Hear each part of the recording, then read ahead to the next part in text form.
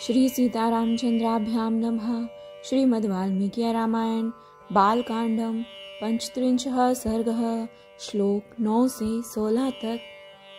विषय: सोनभद्र पार करके विश्वामित्र आदि का गंगा जी के तट पर पहुंचकर वहां रात्रिवास करना। श्री राम विश्वामित्र जी का उन्हें गंगा जी की उत्पत्ति की कथा सुनाना। तस्यास्तीरे तदा सर्वे चक्रकुर्वास परिग्रहं ततः स्नात्वा यथा न्यायं संतर्ण्य पितृदेवताः हुत्वा चैवाग्निहोत्राणि प्राश्य चामृतवद्दवी विविशुर्जाह्नवी तीरे शुभामुदितमानसः विश्वामित्रं महात्मानं परिवार्य समन्तथा। अर्थात उस समय सबने गंगा जी के तट पर डेरा डाला, फिर विधिवत स्नान करके देवताओं और पितरों का तर्पण किया।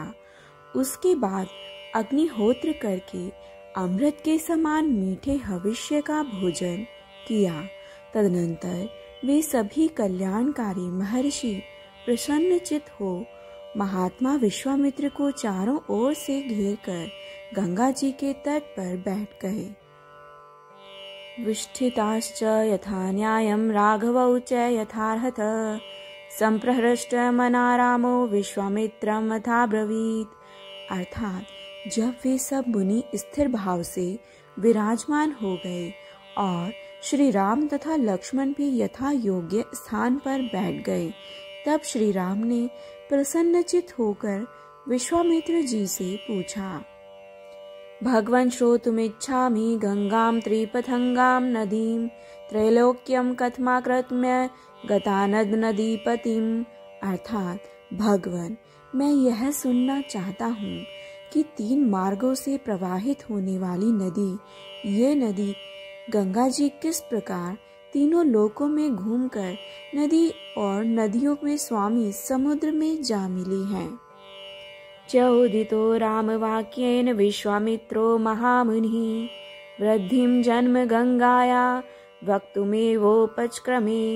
अर्थात श्री राम ने इस प्रश्न द्वारा प्रेरित हो महामुनि विश्वामित्र ने गंगा जी की उत्पत्ति और वृद्धि की कथा कहना आरंभ किया।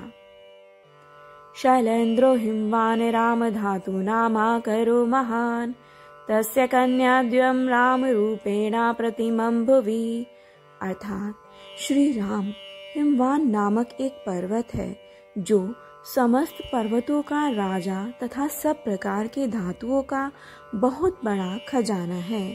हिमवान की 2 कन्याएं हैं जिनके सुंदर रूप की इस भूतल पर कहीं तुलना नहीं है। या मेरुदुहिता राम तर्यो माता सुमध्यमा नाम नामेना मनोज्ञा वै पत्नी हिमवतः प्रिया। अर्थात मेरु पर्वत की मनोहारिणी पुत्री मैना हिमवान की प्यारी पत्नी है। सुंदर कटि प्रदेश वाली मैना ही उन दोनों कन्याओं की जननी है।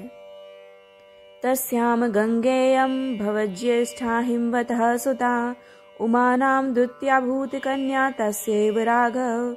अर्थात रघुनंदन, मैना के गर्भ से जो पहली कन्या उत्पन्न हुई वही ये गंगा जी हैं। ये हिमवान की ज्येष्ठ पुत्री हैं।